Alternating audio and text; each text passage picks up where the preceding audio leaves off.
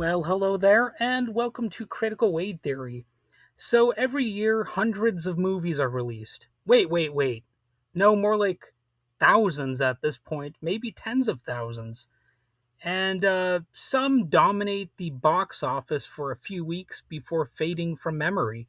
Others become cultural landmarks that people continue watching, quoting, and recommending decades later. And of course, some movies are so obscure that practically nobody ever talks about them. So, what separates the bigger ones from the rest? That raises an interesting question. What are the key features that make a film endearingly popular? Now, I don't really like the word endearingly because that's overused by things like ChatGPT. But nevertheless, that is essentially the question we're asking here.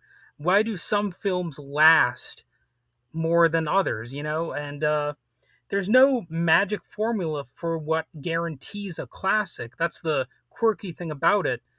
But the movies that remain beloved across generations, they usually share a remarkable collection of qualities. So today I'm exploring the ingredients that give certain films incredible staying power. And of course, the first item on the list is that they have universal themes. One of the biggest reasons films endure is that they explore experiences shared by nearly everyone. Stories about love, family, friendships, courage, sacrifice, redemption. I personally enjoy a good redemption arc here and there. Justice, or the struggle between good and evil. All of these resonate regardless of culture or era. Although, of course, some people will have different perspectives and they're not going to like a certain movie just based on whatever sort of bias they have in their upbringing or whatever. So I'm not going to claim that every movie that I consider great or that you consider great is universally loved. But of course, a lot of the movies that most of us like are enjoyed by other people as well. Even when a film takes place in another century or on another planet, the emotional truth often remains recognizable. Fantasy, science fiction, and historical epics may seem far removed from everyday life, yet audiences connect because the emotions are real. The settings may be imaginary, but the feelings aren't. And of course, most of them will have some memorable characters. There's scarcely a successful movie where I didn't remember the characters, at least. Whether I even like the movie or not, usually you at least remember at least the central characters. People don't simply return to movies because of the explosions or visual effects, because those are really a dime a dozen. They usually return because they care about the characters. There are exceptions about that, and of course, there are some people out there who have no discernment in the quality of movies or limited discernment. So they might actually be more about the explosions or the visual effects. Or let's face it, some dudes out there, they like TNA in their movies as much as they like anything else. But I'm talking about most people out there. Like the bigger component of the popular audience. Most of us are actually people who care about character driven stories and what happens and the plot and all that kind of stuff. Whether it's some heroic adventure, a tragic anti hero, or an unforgettable villain, like Freddy Krueger, for example, iconic characters become part of popular culture. So think about characters like Darth Vader, Indiana Jones, or Forrest Gump. Practically everybody has heard of those characters. And the popularity, the fact that they're well known is of course a part of their value. You can refer to Forrest Gump, a hell of a lot of people will know who you're talking about. Darth Vader, people know who that is. And it's a quirky fact that some films they really try to have an iconic character, but some of them fail. Some of them just don't succeed in that. They don't capture the magic, and those movies are usually the ones that are largely forgotten over time. So these characters feel larger than life while remaining emotionally relatable, at least in most circumstances. So we remember their victories, their failures, and the journeys they take because they feel like real people beneath their circumstances. And of course, strong storytelling. There's a tough time to substitute for a strong story. I mean, you can try that, you can have the explosions, you can have all that kind of stuff, but at the heart of every truly enduring film is a compelling story. Great movies, they usually have clear stakes, satisfying pacing, meaningful character development, and emotional payoff. Filmmakers often ask themselves a simple but powerful question: what do I want the audience to feel? And a bunch of flashy stuff alone rarely keeps audiences returning for decades if the story underneath is weak. No matter how impressive the special effects may be, audiences ultimately invest in the narrative and the emotional impact as well. That's one of the key components of all this. People often forget individual scenes, but they rarely forget how a movie made them feel. So, whether a movie inspires laughter, fear, wonder, hope, excitement, or tears, I enjoy a good tearjerker sometimes myself. But, it's all about creating a lasting emotional experience that encourages repeat viewings and some enthusiastic recommendations. We might bash movie critics here and there, but everybody's a critic, like they say. So if somebody trusts our judgment when we give something a good review, they're more likely to go ahead and check it out. So, sometimes people will turn to the professionals still. They'll rely on what somebody says in a magazine or a website that they happen to respect. But also word of mouth from average moviegoers and uh, not just moviegoers, but movie watchers at home, that still matters. In fact, maybe it matters more than it did in the past. So, as the famous line from Steel Magnolias puts it, laughter through tears is my favorite emotion. Now, to be honest, I've never even seen Steel Magnolias. At least I don't think I've seen it. But I've heard that line. I've seen that line somewhere, and obviously that is a successful movie in its own right, even though I've never seen it. See, that's exactly what I'm talking about. Like, you've got these lines from movies. Even if you've never seen the things, you've heard these things. Like, you've most certainly heard the Yellow Brick Road by or in the Wizard of Oz. You've heard of E.T. Phone Home. If you've never heard of, or if you've never seen E.T., you may have heard that expression. We're going to need a bigger boat from Jaws. You don't need to see the movie itself to have heard that somewhere, and so on and so forth. Oh, also, like the music, you probably have heard the screechy violins that were in Psycho, for example, and all that kind of stuff. So the movies that move us emotionally often stay with us for life. And of course, like I was suggesting, there's quotable dialogue.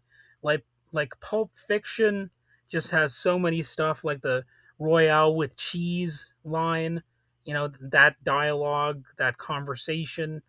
Uh there's just so many things from Pulp Fiction.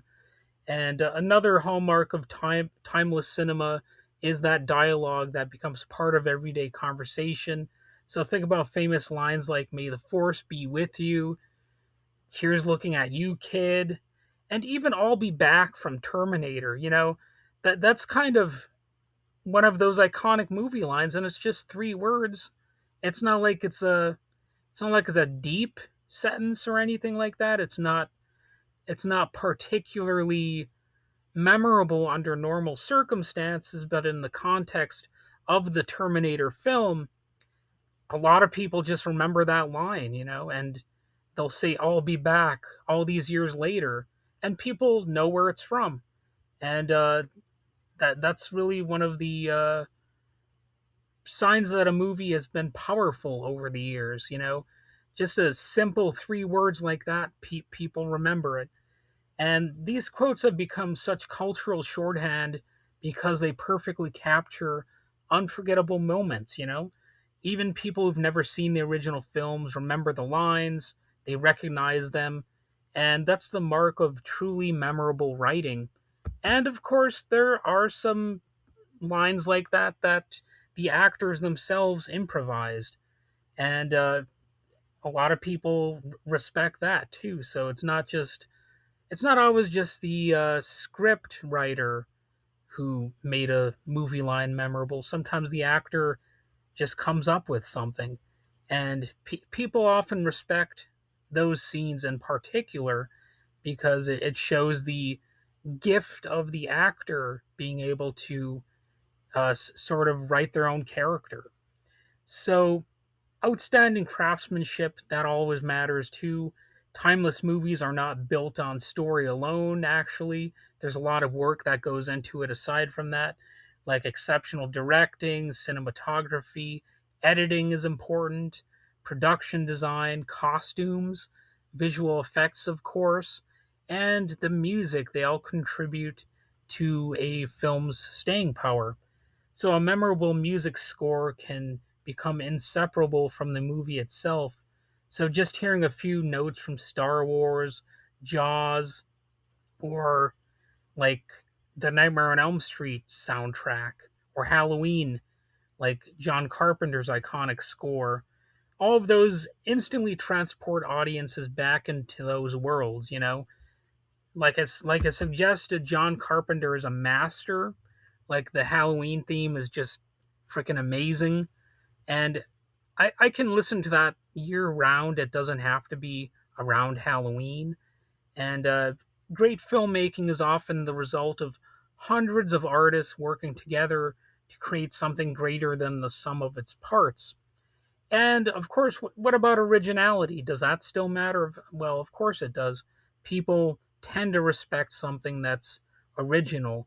Well, I wish they respected originality a little bit more, but what can you do? It's hard to come up with an original idea, and not every original idea is rewarded, and hell, not even every original idea is successfully brought to the screen. You know, those are actually some of the most tragic movies where they had a good idea, but they just didn't know how to bring it to life. I've seen movies like that. If you're a moviegoer, a movie fan, you've had moments like that where it almost makes the movie like considerably worse, even more disappointing when there was like at least a kernel of a good idea in it, but somebody dropped the ball or multiple people dropped the ball. I'm not even going to name names on that because I'm sure if you're a movie fan, you know some examples that you could think of, and feel free to share them with me. If you can find a comment section to this episode, and go ahead and let me know what a moment like that meant for you. So many enduring classics introduce audiences to something genuinely new. Sometimes it's groundbreaking visual effects, like in Jurassic Park. Sometimes it's an innovative narrative structure, like Being John Malkovich. There's no movie that's quite like that one, and it was totally unique. Other movies are kind of afraid to rip it off, and all that kind of stuff. That's just one example, but it's the one that popped up in my head right now. And sometimes the originality is a fresh way of telling a familiar story. So it's not like you always have to be 100% original. You just sometimes have to put a significantly different spin on an old idea or an old classic. So innovation doesn't always mean inventing something completely original. It can simply mean presenting familiar ideas in a way that the audience hasn't experienced before. So those types of films often inspire countless imitators while remaining unmatched themselves. So I've got a bit of a weird example of that. If you think about movies like Sharknado, there were definitely imitators of that franchise. I mean, we can make fun of Sharknado and talk about how bad the movie franchise is and all that, but there were definitely imitators. Same thing with Cocaine Bear when that came out. There were other movies about animals on drugs going crazy and going on some sort of rampage. Like you probably had I don't know, T Rexes on meth or something like that. There are always these like little mockbuster movies that come out. So of course, rewatchability is one of the big factors here. Some movies, for a lot of people, it'll just be one and done. They might say it's a good movie, but they'll be like, "That movie was too much for me. I don't need to see it ever again." Of course, like depressing movies like Requiem for a Dream, you'll hear that about that movie. Like people will say it's a great movie, but it was just too much for me to see again.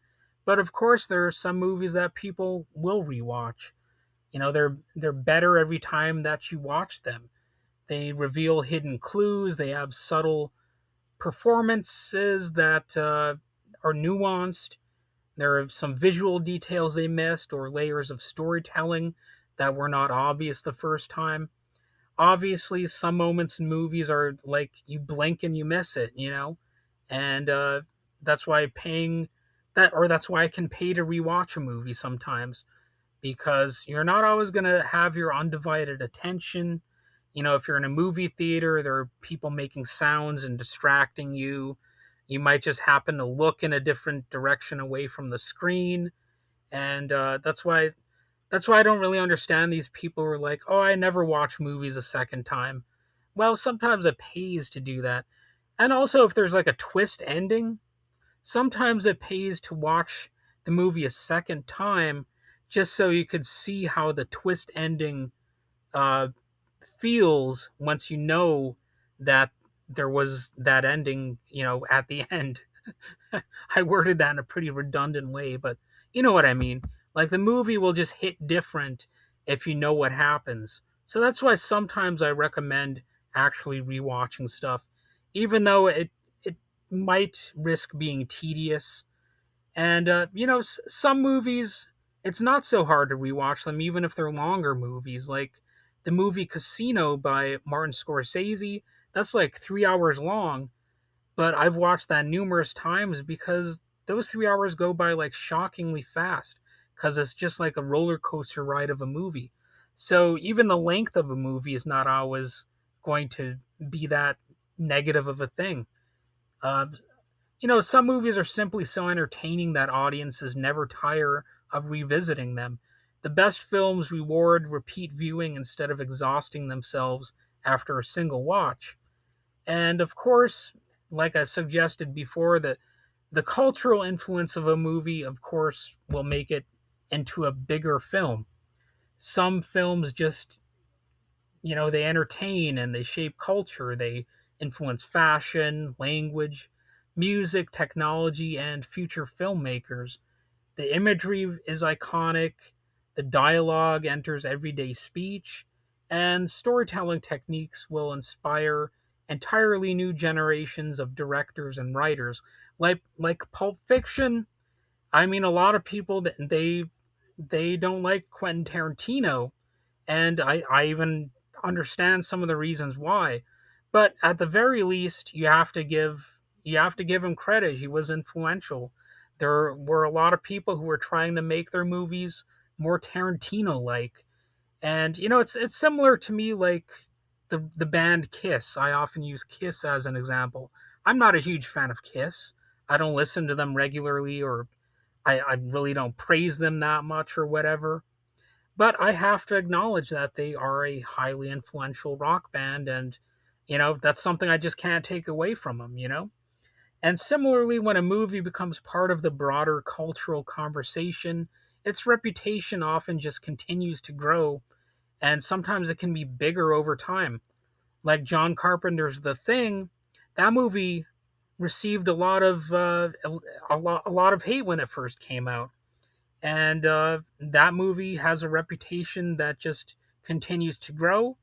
And by this point, I think a lot of critics would be afraid to actually, you know, condemn the movie and treat it the way that it was originally treated, because it's an increasingly common view that The Thing is a bit of a masterpiece, with some people saying it's actually the greatest horror film of all time. Now, I personally don't know if I would go that far, even though, yes, I did get to interview the guy who played Windows, and you can watch that interview on this podcast if you want. I talked to Thomas G. Waits, actually about his music. So of course I did ask him a little bit about The Thing, but that's not really the main reason I'm praising The Thing. I just think it's a great movie, and it's worth rewatching again. I loved The Thing well before I ever interviewed him, so you know it's it's a great movie. I love the open ending.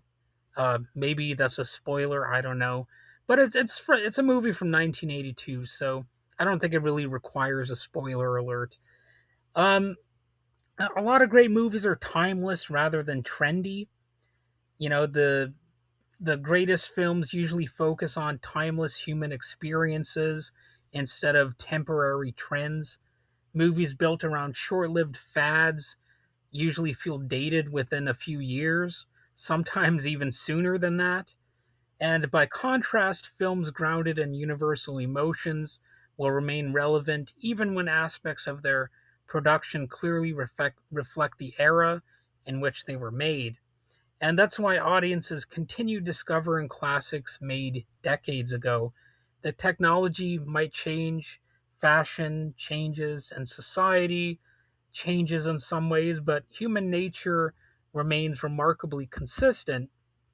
And if you want some great examples, of course, you've got Casablanca, which combines romance, sacrifice, dialogue that people remember, and of course, great performances. I haven't seen Casablanca in a long time, so I should probably watch that again. Also, similar thing about The Godfather, I should watch that again. It has some really complex characters, of course, family drama, and just exceptional filmmaking in addition to the crime stuff. Star Wars has timeless mythology with groundbreaking visual effects and truly iconic characters. So even though Star Wars is not my favorite franchise, again, you have to give it respect for having these iconic characters that people will remember so long as we have pop culture. And The Shawshank Redemption, there's another one. It continues inspiring audiences through themes of hope, friendship, and perseverance. And I know some people who don't like The Shawshank Redemption, but they're kind of they're kind of not going to shape my opinion on the movie. I've always liked The Shawshank Redemption, and The Wizard of Oz remains beloved because it's an imagination based film. You've got unforgettable music. I'm not even a huge fan of musicals, but The Wizard of Oz is definitely a good musical. Memorable characters and some universal coming of age story aspects to it. And it's just a quirky, lovable movie. Of course, you got memorable villain, the Wicked Witch, and all that kind of stuff. Toto, the dog, Dorothy, Somewhere Over the Rainbow, the Ruby Red Slippers, all that stuff is just great. I also like that tree, that apple tree that they get into an argument with. Just it was a movie that had some scenes that it seems like a lot of people might have cut those scenes out, but it just wouldn't be the same movie if you didn't have that argument with that tree. I just love that part. I'm glad they kept that scene in there. And each of these films succeeds in different ways, yet they all create a lasting emotional connection with audiences. So ultimately, this popularity comes from the combination of artistic excellence and some emotional connection. and also an audience that is just receptive to all of these different traits. I mean, you got to give the audiences some credit too for making movies successful, because without an audience, what would any of the arts be? It would just be something that nobody ever saw. It'd be like that question: if a tree falls in the woods but nobody's around to hear it, does it make a sound? Well, technically, sure it does, but it doesn't matter because nobody's around to hear it. So, technology, marketing, and box office success, they can certainly help a film become famous, but fame alone does not create a classic. So some of these movies that are considered classics nowadays, some of them were not as successful when they came out. I mentioned The Thing, and of course there are some other examples. I'm sure some of you out there could remind me of some of those movies. Now, obviously, if a movie has like a blockbuster budget and a lot of PR behind it, and it's just hitting audiences in the right way, it it is more likely to be instantly successful, and it's more likely to just be a blockbuster that people remember down the ages. But occasionally there are some movies that might have slipped between the cracks, but they build a reputation over time, and then, they become sort of legendary because of that. These movies that overcome their initial shortcomings, they're like in some ways more inspirational. And I'm kind of drawing a blank as far as like those types of movies go. Like I can't even think of one offhand, but I'm sure some of you can think of something like that. So movies become timeless because each new generation discovers something meaningful about them and within them. They tell stories that matter to people, they introduce unforgettable characters, and they might make us laugh, cry, dream, and think. Like a lot of movies, they have these serious questions that they get people to ponder. Like The Matrix, for example, had people obnoxiously questioning the nature of reality, and like people were wondering, are, could we all be actually in the Matrix? Like, could reality itself be fake? And technically, you got me on that one. Maybe that's the case. So you got to give The Matrix a little bit of credit for making people paranoid about the nature of reality. It was an obviously influential film, and to raise a lot of interesting questions and all that. So, yeah, that's another one. And most importantly, these movies, they remind us that while the world changes, the best stories continue to speak to the human experience. And that's what makes a truly great film endure.